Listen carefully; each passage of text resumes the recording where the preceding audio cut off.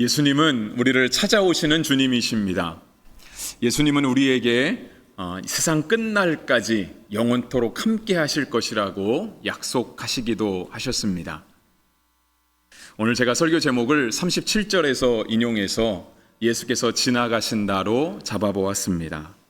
그러니까 우리를 찾아오시고 세상 끝날까지 우리와 함께 계시겠다라고 하시는 하나님께서 이 시간 예배하는 우리를 그냥 지나가시지 않게 되기를 주의 이름으로 축복합니다. 오늘 본문에는 한 맹인이 등장합니다. 그는 구걸하는 사람이었다라고 35절에서 밝히고 있습니다. 이에 대한 이야기는 마태복음, 마가복음, 또 오늘 본문으로 삼은 누가복음까지 다 기록을 하고 있는데, 특별히 마가복음에서는 이 맹인의 이름이 바디메오였다고, 그러니까 디메오의 아들인 맹인 거지 바디메오였다고 소개하고 있습니다. 이 바디메오는 예수님께서 지나가신다는 소식을 듣고 예수님을 불렀습니다.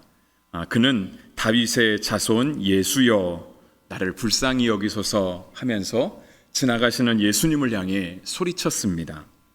다윗의 자손이라고 하는 뜻은 예수님이 구주시다라고 하는 뜻입니다. 그러니까 예수님께서 단지 망한 이스라엘의 왕조로서 왕의 후손으로 태어난 것이 아니라 그 예수님께서 우리를 구원하실 수 있는 메시아요 그리스도라고 다윗의 자손이라 표현하면서 고백한 것입니다.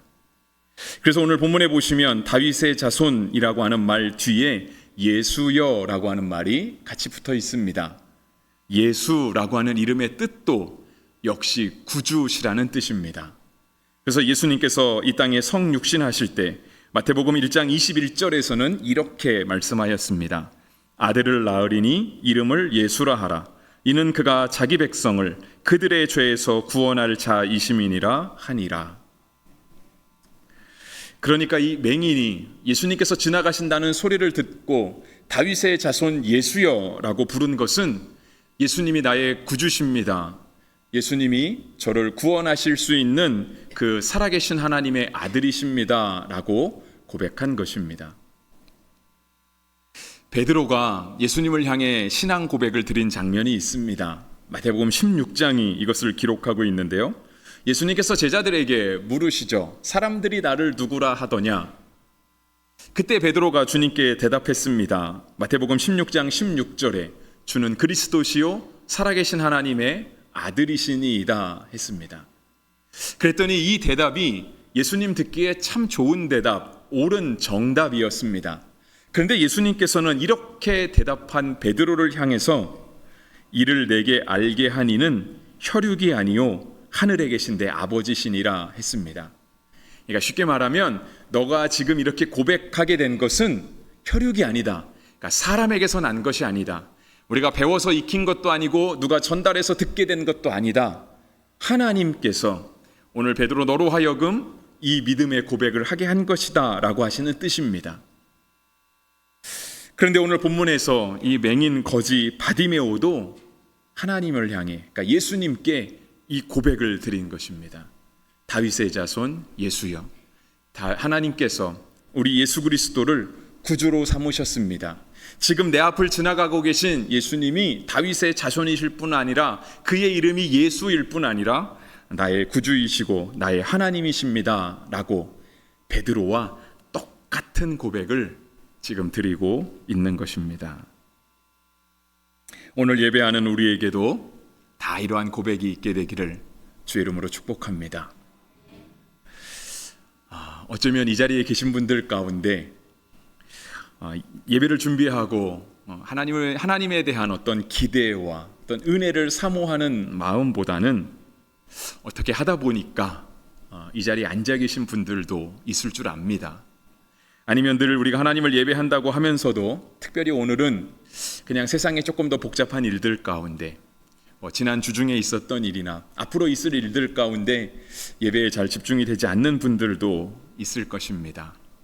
그런데 우리가 어떤 마음, 어떤 계기로 지금 하나님 앞에 예배를 드리고 있든 우리 주님께서 정말 알게 하셔서 베드로와 같이 또 오늘 본문 가운데 나오는 맹인과 같이 예수님을 나의 구주, 나의 하나님으로 고백하는 은혜가 있기를 주의 이름으로 간절히 축복합니다. 바디모가 예수님을 향해 다윗의 자손 예수여라고 하는 고백을 드렸습니다. 그러니까 예수님을 베드로와 똑같이 지금 고백하고 있는 건데요. 이 맹인 거지가 예수님을 향해 다윗의 자손 예수여라고 소리쳐 외치니까 그 주변에 있는 사람들이 이 사람을 말리기 시작했습니다. 근데 단지 그냥 시끄럽다 조용히 해라가 아니라요. 오늘 성경 본문에 보시면 꾸짖어 잠잠하라 39절에 그렇게 적혀 있습니다. 그러니까 예수님이 지나가신다는 소식을 지금 어떤 사람이 들은 거예요. 그가 맹인이든 아니든 상관없습니다. 그가 거지든 아니든 상관없고요. 그냥 늘 일상을 살아가던 어떤 한 사람이 예수님이 지금 우리 동네에 오고 계신다, 예수님이 지금 내 앞에 지나가고 계신다라고 하는 소식을 들은 거예요. 그리고 나서 이 사람이 주님을 향하여 다윗의 자손 예수여 나를 불쌍히 여기소서, 마치 베드로가 드렸던 주는 그리스도시요 살아계신 하나님의 아들이십니다 라고 하는 똑같은 믿음의 고백을 드리고 있는데 그 주변에 있는 사람들이 그 사람을 꾸짖는 거예요. 잠잠하라고. 잘 이해가 되지 않는 장면입니다. 이 사람들이 왜 이 맹인 거지를 향해 이렇게 꾸짖었을까? 오늘 본문은 누가복음뿐 아니라 마태복음, 마가복음에도 동일하게 나와 있는 본문이라고 말씀드렸잖아요. 그러니까 이 맹인이요 예수님을 향해 다윗의 자손 예수여라고 부른 고백이 마태와 마가에도 똑같이 있거든요. 근데 그가 예수님을 향해 다윗의 자손 예수여 불렀을 때 주변 사람들이 이 사람을 향해 꾸짖은 것도요 똑같이 기록되어 있습니다. 토시 하나 틀리지 않게 꾸짖어 잠잠하라 하는 표현으로 모든 복음서가 다 기록을 하고 있습니다. 그래서 살짝 궁금증이 듭니다. 왜 말렸을까? 단지 그냥 좀 조용히 좀 해라, 예수님 지나가시니까 좀 안 그래도 사람 많아서 분주하고 웅성웅성한데 당신이라도 좀 조용히 해라 한 게 아니라 왜 그 사람을 꼭 꾸짖었을까 하는 생각이 드는 겁니다. 물론 성경은 그 이유에 대해서 아무런 이유를 말씀하고 있지 않습니다. 하지만 우리는 한번 생각해 보았으면 좋겠습니다. 물론 정답은 없죠. 왜냐하면 성경이 정답은 얘기하고 있지 않으니까. 그런데 한번 이렇게 생각해 보시면 좋겠습니다. 지금 여러분들이 제 설교를 열심히 듣고 계시잖아요. 집중해서.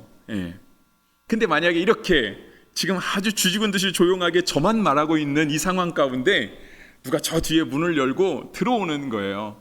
근데 앞도 잘 보지 못하는 사람이에요. 더듬더듬 들어오지 않겠습니까? 여기저기 부딪힐 수도 있겠죠. 근데 그가 구걸하던 사람이었대요. 아마 좋은 냄새는 안 났을 것 같아요. 근데 그런 사람이 문을 열고 들어오는 거예요. 그리고 와서 하나님을 향해, 정말 예수님을 향해 이렇게 신앙을 고백하는 거죠. 다윗의 자손 예수여 나를 불쌍히 여겨 주십시오. 누가 와서 지금 우리 가운데 그렇게 주님을 향하여 기도하면서 믿음을 고백하고 있다면 우리는 어떻게 했을까요? 여러분, 우리 새가족 부들 많이 계신데 새가족 부원들은 어떻게 하시겠습니까? 우리는 이미 예수님을 잘 믿고 있잖아요. 우리라면 그 사람은 어떻게 하는 게 맞을까요? 그 사정은 알겠는데 지금 예배 시니까 잠깐 좀 조용히 해. 목사님 설교하시니까 설교 끝나고 예배 끝난 다음에 그때 따로 만나. 이렇게 하는 게 과연 최선의 선택과 정답일까요? 물론 그런 분들이 지금 들어오셔서 이런 아주 정숙한 예배 분위기가, 거룩한 예배 분위기가 깨친다라고 한다면 실은 저도 많이 어려울 것 같기는 합니다. 그렇지만 오늘 예수님을 향하여 믿음을 들고 나온 사람, 다윗의 자손 예수여 나를 불쌍히 여기소서 고백하는 그 사람을 우리가 단지 예배 시간이니 조용히 해라, 이렇게 떠들어서 될 일이 아니다 라고 어쩌면 타이르는 것, 어쩌면 꾸짖는 것은 옳지 않을 것입니다. 맹인과 같은 사람이 예수님을 만나는 것, 그것은 당연한 겁니다. 어쩌면 우리도 그런 사람들에게 가서 복음을 전할 겁니다. 예수 믿으라고. 지금은 불편해도 예수 믿고 천국 가면 하나님께서 우리를 위로해 주시고 하나님 우리에게 좋은 것을 주실 거라고, 복 주실 거라고 복음을 전할 수 있습니다. 그런데 만약에 그러한 사람이 나보다 더 예수님께 가까이 가고, 어쩌면 그러한 사람이 마치 거지였던 사람이 오늘 우리보다 더 높은 직분을 얻고 우리 교회 안에서 더 영향력 있는 자리, 더 책임 있는 자리에 간다라고 한다면 우리는 과연 그 사람을 맞아들일 수 있을 것인가? 우리는 도리어 그 사람들을 비난하고 꾸짖고 그건 틀렸다고, 이제 막 예수 믿기 시작해서 잘 모르는 모양인데 그건 아니라고 그렇게 말하지 않을까? 우리를 한번 돌아봐야만 하는 겁니다. 예수님께서는 지금 예루살렘을 향해 가고 계십니다. 그러니까 우리가 오늘 본문을 18장을 보았는데요. 18장 마지막 43절까지 보았죠. 다음 장 19장에 들어가면은요, 삭개오에 대한 이야기가 나옵니다. 그리고 조금 더 이야기가 나오다가 19장 안에 예수님이 예루살렘 성에 입성하시는 장면이 나옵니다. 예수님께서 예루살렘 성에 들어가신 것은요, 사실상 마지막 가신 것입니다. 이제 마지막 일주일을 보내시고 예수님은 십자가에 못 박혀 돌아가실 그 마지막 여정만을 남겨두고 계신 겁니다. 어쩌면 예수님에게 지금 예루살렘을 향하여 가시는 길은 굉장히 의미 있는 길이라 말할 수 있겠습니다.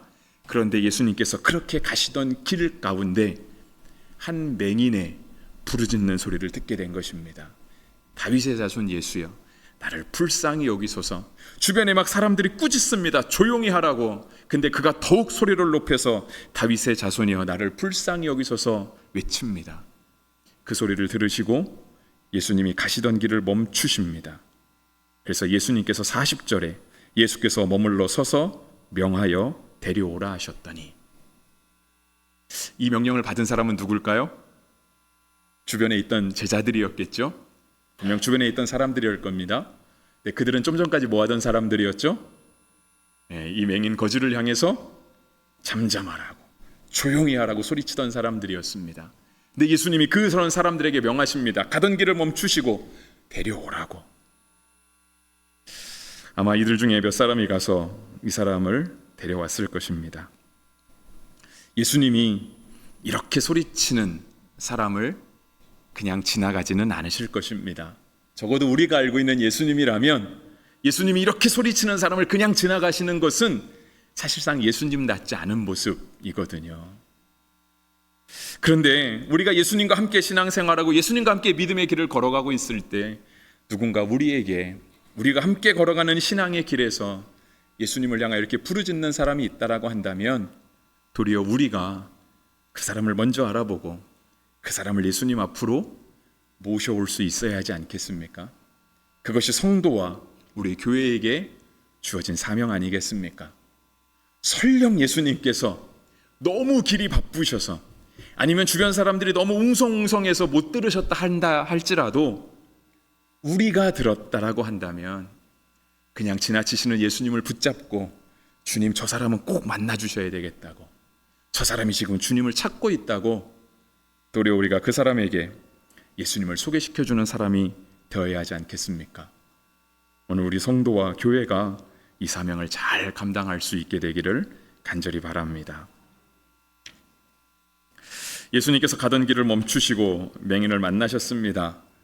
그리고 물으셨습니다. 내게 무엇을 하여 주기를 원하느냐? 그랬더니 맹인의 대답은 너무 간단한 것이었습니다. 보기를 원하나이다. 당연하겠죠, 그죠? 그러니까 보기를 원합니다 라고 하는 대답을 할 때 예수님께서 이 대답을 들으시고요, 조금은 다른 말씀을 하십니다. 보라, 내 믿음이 너를 구원하였느니라. 42절 예수께서 그에게 이르시되 보라, 내 믿음이 너를 구원하였느니라 하시매, 보기를 원하는 사람에게 예수님이 갑자기 구원을 선언하십니다. 예수님께서는 병을 고쳐주시는 장면 가운데 실은 구원을 선언하신 것이 대부분입니다. 그러니까 예수님께서 병자들을 만나시고 고치시고 살리시고 하는 그런 장면 가운데 예수님은 단지 그 사람의 병을 고쳐주시고요, 그냥 가라고 하지 않으셨습니다. 도리어 그 사람에게 죄사함을 선언하시고 그 믿음을 바라보시고 구원의 선물을 허락하여 주셨습니다. 오늘 본문에서도 그렇고요, 이러한 예수님의 모습을 잘 보여주는 것이 중풍병자를 고치신 예수님의 모습 가운데 나타납니다. 역시 이것도 복음서가 다 기록을 하고 있는데요, 어느 한 마을에서 예수님께서 가르치고 계실 때 그 마을에 중풍병자 든 사람이 있었습니다. 그랬더니 그 4명의 친구가 그를 침상채 들고 예수님께 갔습니다. 갔더니 사람이 너무 많은 거예요. 들어갈 수가 없었죠. 그래서 이들이 생각해 놓은 게 지붕을 뜯고 지붕 위에서 끈으로 그를 달아내리는 것이었습니다. 그리고 이 네 사람의 이런 수고와 헌신 덕분에 예수님은 그 중풍병자를 만나시게 되고요, 예수님이 그 중풍병자에게 말씀하시죠. 내 죄사함을 받았느니라. 죄사함의 은혜를 허락하십니다. 여러분, 우리가 이 말씀만 보게 되면 너무 간단하고 당연한 말씀 같지만 우리도 역시 그 장면을 한번 상상해 보면 좋겠습니다. 여러분, 우리가 막 이렇게 예배 드리고 있는데 갑자기 교회의 지붕 한 곳이 뜯어지는 거예요. 뜯어지면 가만히 뜯어지겠습니까? 막 먼지 떨어지고 얼마나 예배 분위기가 어수선해지겠습니까? 근데 그러한 분위기 가운데, 안 그래도 사람이 많은데, 근데 주님이 그 어수선한 분위기 가운데 핵심을 놓치지 않으시는 거예요. 그 중풍병자를 향해 죄사함을 선언하시는 겁니다. 누가복음 5장 22절로 24절까지의 말씀을 제가 조금 빠르게 읽어드리겠습니다. 예수께서 그 생각을 아시고 대답하여 이르시되 너희 마음에 무슨 생각을 하느냐? 내 죄사함을 받았느니라 하는 말과 일어나 걸어가나 하는 말이 어느 것이 쉽겠느냐? 그러나 인자가 땅에서 죄를 사하는 권세가 있는 줄을 너희로 알게 하리라 하시고 중풍병자에게 말씀하시되 내가 내게 이르노니 일어나 내 침상을 가지고 집에 가라 하시매. 이것은 예수님께서 이 사람을 향해 죄사함을 선언한 다음에 있었던 일입니다. 이 죄사함을 선언했더니 주변 사람들이 막 들고 일어났거든요. 특별히 율법 지도자라고 불리는 서기관과 바리새인들이 신성모독이라고 하면서 들고 일어났습니다. 그랬더니 예수님께서 그들에게 물으시는 거죠. 그 생각을 하시고 너희가 지금 무슨 생각하고 있느냐? 그러면서 마치 퀴즈 문제 같은 걸 하나 내십니다. 내 침상을 가지고 다시 돌아가라 하는 말과 내 죄사함을 얻었다라고 하는 말 중에 무엇이 더 쉽겠느냐? 여러분, 진짜 예수님이 이 서기관과 바리새인들, 단지 율법학자들이라고 불리던 이 사람들에게 이 문제의 정답을 맞춰보라고 퀴즈를 내신 거겠습니까? 그게 아니죠. 그게 아닙니다. 정말 예수님이 이 정답이 궁금해서 물으신 게 아니고요, 예수님의 이 물음 가운데에는요, 죄를 사하는 권세, 구원을 선물로 주는 그 구원의 권세가 예수님께 있다 하는 것을 예수님이 지금 증거하시는 거예요. 만약에 여기서 주님 죄사함이 더 어렵습니다, 침상을 들고 가는 게 더 쉽습니다 라고 하는 것은 결코 정답이 아닙니다. 주님이 드러내고 주님이 밝히고자 하셨던 것은 병의 고침이 아니라 구원과 죄사함이었던 것입니다. 그 권세가 누구에게 있는 줄 아느냐? 그 권세가 지금 예수 그리스도에게 있다. 예수님 나에게 있다 라고 주님이 말씀하고 계신 겁니다. 여러분, 오늘 본문의 말씀은 순환예고 뒤에 바로 있습니다. 그러니까 순환예고라고 하시니까 갑자기 헷갈리실 수 있는데요, 여러분이 가지신 성경을 보시면 오늘 우리가 35절부터 봤잖아요. 31절부터 34절까지 예수님의 순환예고가 적혀 있습니다. 여러분이 가지신 성경에도 31절 앞에 특별한 표시가 되어 있을 것입니다. 동그라미 표시가 되어 있는 분도 있고요, 이렇게 P자 비슷한 모습으로 어떤 특별한 표시가 다 되어 있을 겁니다. 그리고 그 위에는 짧은 소제목이 하나 달려 있을 거예요. 세 번째 순환예고, 아니면 예수님의 순환과 부활에 대한 세 번째 예고, 그런 짧은 소제목이 있을 겁니다. 순환예고는 예수님께서 이 땅에 왜 오셨는지, 예수님이 이 땅에 오신 목적을 드러내는 말씀입니다. 31절부터 34절까지를 제가 읽어드리겠습니다. 예수께서 12제자를 데리시고 이르시되 보라, 우리가 예루살렘으로 올라가노니 선지자들을 통하여 기록된 모든 것이 인자에게 응하리라. 인자가 이방인들에게 넘겨져 희롱을 당하고 능욕을 당하고 침뱉음을 당하겠으며 그들은 채찍질하고 그를 죽일 것이나 그는 3일 만에 살아나리라 하시되 제자들이 이것을 하나도 깨닫지 못하였으니 그 말씀이 감추었으므로 그들이 그 이르신 바를 알지 못하였더라. 예수님께서 하신 이 순환 예고는요, 지금 3번 반복되는 내용입니다. 예수님은 순환의 예고를 총 3번 제자들에게 말씀하셨습니다. 그래서 예수님이 이 땅에 왜 오셨는가, 예수님이 정말 이 땅에서 하시고자 하는 것이 무엇인가를 밝히 드러내시는 장면이 바로 순환 예고의 본문입니다. 근데 예수님께서 드러내고자 하는 것은 딱 하나죠. 주님이 그리스도시다, 주님이 메시아다, 살아계신 하나님의 아들이다, 예수 그리스도를 구주로 우리가 믿고 섬기고 따라야 한다, 그 말씀을 하시는 거예요. 그런데 34절에 보시면은요, 제자들이 이것을 하나도 깨닫지 못하였으니 라고 되어 있습니다. 안타까운 부분이죠. 안타까운 부분입니다. 여러분, 주님은 병 고치는 것에 크게 관심 없으십니다. 예수님의 관심은 언제나 구원에 있습니다. 여러분, 주님의 관심은 우리의 행복에 있지 않습니다. 우리의 사업의 성공에 있지도 않고요. 자녀들의 대학 진학이나 취업에 있지도 않습니다. 여러분, 그거는 우리도 이미 다 공감하는 바입니다. 왜냐하면 자녀들이 다 장성했는데 어렸을 때는 부모 따라서 교회 잘 다니더니 이제는 머리가 크고 나더니 교회 안 다니더라. 여러분, 자녀가 아무리 좋은 대학을 가고 아무리 잘 성장하고 좋은 직장, 좋은 결혼, 자녀들과 행복하게 살아도 부모의 마음 가운데 그 자녀가 신앙생활하고 있지 않으면 그것보다 슬픈 거 없습니다. 그것보다 우리의 마음을 무겁게 짓누르는 것이 없습니다. 주님의 초점은 그런 세상이 말하는 그러한 행복이나 어떤 소원 성취에 있지 않은 겁니다. 주님의 관심은 늘 구원에 있습니다. 간혹가다 일가 친척들 아니면 연세가 많으신 분들이 편찮으시다는 소식을 들을 때가 있습니다. 근데 그분이 예수님 믿고 있으면 참 다행이지만 정말 돌아가실 때가 다 됐는데 연세가 굉장히 많으신데 편찮으시다고 하는데 아직도 예수님을 믿지 못하면 우리의 마음 가운데 실은 그분이 병들어서 걱정되는 것보다 저분 돌아가시기 전에 예수님 믿어야 되는데 하는 걱정이 더 먼저 됩니다. 그러니 예수님 만나고 구원을 얻는 건 가장 큰 복을 받은 겁니다. 주님께서 지금 그거를 말씀하고 계시는 거예요. 제자들이 하나도 깨닫지 못했다라고 했거든요. 그런데 바로 이어서 예수님이 한 맹인을 만나시는 거예요. 그 맹인이 예수님께서 지나가신다는 소식을 듣고 다윗의 자손 예수여 나를 불쌍히 여기소서 소리치는 거예요. 사람들은 꾸짖고 잠잠하라고 말리지만 예수님은 가던 길을 멈추시고 그를 부르시는 거예요. 그리고 그에게 구원을 선언하시는 거예요.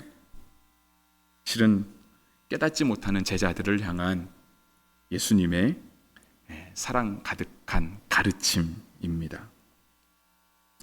설교를 마무리하겠습니다. 아마 이 여리고에 살았던 맹인 마가복음에 의하면 바디메오라고 하는 이름을 가진 거지였는데요. 그는 일상과 똑같이 그냥 그가 늘 구걸하던 자리에 앉았을 겁니다. 그리고 앞이 보이지 않으니 그냥 답답한 가운데 살았겠지만 그냥 그것이 자신의 일상이라고 받아들이고 살아갔을 것입니다. 그런데 어느 날 이렇게 주변에 이렇게 웅성웅성 수군수군하는 소리가 들리는 거예요. 그래서 앞은 볼 수 없으니 주변의 사람들에게 물어본 겁니다. 무슨 일이냐고. 36절에 그랬잖아요. 이 무슨 일이냐고. 그랬더니 주변 사람들이 대답해 줍니다. 나사렛 예수께서 지나가신다. 그랬더니 이 맹인이 그때부터 소리를 치기 시작했습니다. 어쩌면 그가 맹인이었기 때문에 앞을 보지 못했기 때문에 청각에 조금 더 의존했을 수도 있습니다. 그래서 다른 사람들보다 더 웅성웅성하는 소리, 무언가 일이 일어나고 있구나 하는 소리를 더 먼저 깨달았을지도 모르겠습니다. 그런데 그는 예수님께서 지나가신다라고 하는 소식을 듣고 예수님이 그냥 지나가시지 못하도록 했습니다. 그는 자신의 삶을 지나가시는 예수님을 붙잡았습니다. 그리고 예수님으로부터 놀라운 구원의 은혜를 받았습니다. 우리도 이 맹인과 같이 늘 예수님이 우리를 지나가신다라고 하는 소식을 듣고 삽니다. 아무도 그렇게 말해주는 사람은 없지만 우리가 이렇게 말을 하곤 하죠. 일주일도 주님과 동행하십시오. 주님과 함께 하시기를 바랍니다. 주님이 때마다 일마다 도와주실 겁니다. 때로는 성령 충만하십시오. 사실상 이런 말들이 다 주님과 함께 동행하라는 뜻 아닙니까? 주님이 늘 우리와 함께 계신다라고 하는 뜻이잖아요. 주님은 언제나 우리 곁을 지나가십니다. 그리고 세상 끝날까지 함께 하실 거라고 친히 약속하기도 하십니다. 근데 우리가 그런 주님을 만나고 나서 주님 그저 병이나 고쳐주시죠. 주님 그저 당장 우리가 겪고 있는 현실의 어려움만 해결해 주시죠라고 말한다라고 한다면 순한 예고를 3번이나 듣고도 하나도 깨닫지 못한 제자들과 다를 바가 없는 겁니다. 그게 너무 안타까운 거죠. 주님은 우리의 구주십니다. 주님은 우리에게 구원을 주시는 분이십니다. 오늘도 주님이 우리 곁을 지나가실 때 우리가 그 주님을 그냥 지나가시도록 하지 않게 되기를 바랍니다. 예수께서 지나가신다 하는 소식이 맹인의 귀에 들렸습니다. 그리고 그는 다윗의 자손 예수여 나를 불쌍히 여기소서 소리쳤습니다. 그 사람을 향해 주님이 내 믿음이 너를 구원하였느니라라고 선언하십니다. 기도하겠습니다.